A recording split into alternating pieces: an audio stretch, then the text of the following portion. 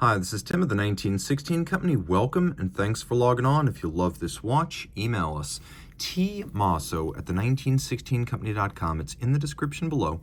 Your purchase and pricing email question line for buying this or any of our watches. Email us for pricing.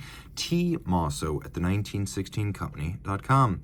Today we're discussing a watch that was launched in 1998 and one of the earliest examples of a double-sided complicated reverso.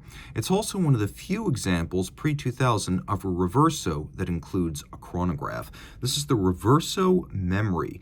In the classique case size, in yellow gold here, it is very close in size to the original 1931 Reverso, whose rotating case was designed to shield the glass crystal from the blows of polo mallets, as the story goes. But in time, as Jaeger-LeCoultre revived the Reverso in the 1980s, it decided that it was no longer necessary to use the watch as a sporting implement to become something of a dress watch.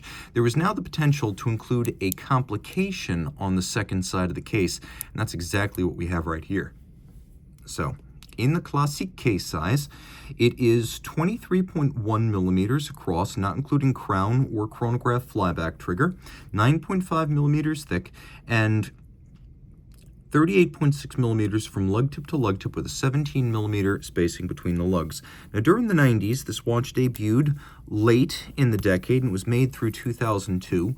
It was smaller than the large case size of the 1990s, the GT or Grand Taille. But you could see, being a reverso, especially on a rare full factory bracelet, it does wear larger than its rated size. It wears well on my 16 centimeter circumference wrist, flat enough to fit underneath the cuff. You can also see that it's very narrow from lug to lug, so I could recommend this reverso for a wrist as small as 13.5 centimeters circumference. So it's now a unisex option. The bracelet, as I mentioned, rare and exquisite, adding real value here. Most examples of the Reverso Memory were made in steel on straps, so to have gold on gold, a rare treat. You can see that there's an integration of the bracelet into the case, and then it tapers a little as it moves away from the lugs. Everything is polished.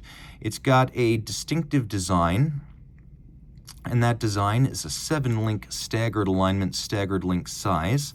You can also see we have removable links, quite a few of them on both sides. They are fixed in place using screws. So all you need is your jeweler's screwdriver to size up this bracelet.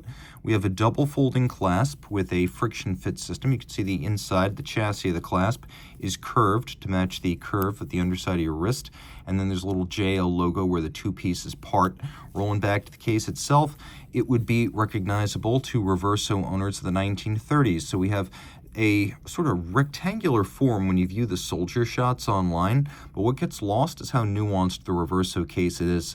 It has rounded barrel-like profiles with gadroons or strakes that wrap all the way around the case, and then we have these conical squared-off lug ends, so it's a bit more complex than the common angles of photography would imply. Of course, it does have a revolving case. You can see that the inner chassis includes engine-turned perlage. Through the years, there's been some wear on the case back, though you can still see the original reference number and serial number is still visible down at the base. Taking a quick look at the dial, very traditional reverso. As it debuted back in the 1930s, silver dial. We have vertically arrayed Arabic numerals, small seconds. There were both small second and central second reversos in the 1930s. The very first, from 1931, did not have a seconds display. This one, as you can see, features several different forms of guilloche on the center dial and a little bit of luminescence as well, which is a rare feature on a gold dress-style reverso. But sure enough, there it is. Taking a look.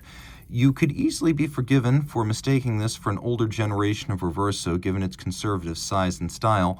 When you pull the crown out and activate hacking seconds, it's clear that this is a modern movement, and indeed it is. Not just with stop seconds, but also automatic winding and a 50-hour power reserve.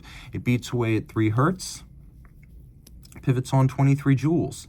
It does have the stop second, but then it also has a chronograph. On the reverse side, this is what the memory aspect of the Reverso Memory is about.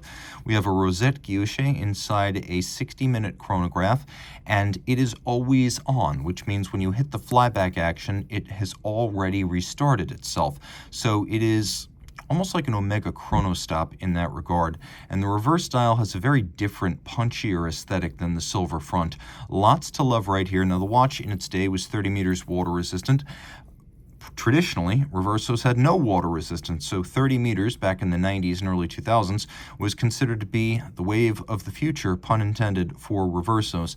The case is incredibly complex, including spring-loaded pin snaps on the top and bottom, seals, 50 individual parts. It is not easy to build a Reverso case, and when you have one in great shape with a lot of physical integrity, the sharpness of the closure and the lack of play in the mechanism impresses. I didn't realize how solid Reversos were until I got my hands on one and learned firsthand. If you love this rare Reverso complication, reach out to Team Mosso at the 1916company.com for purchase and pricing details.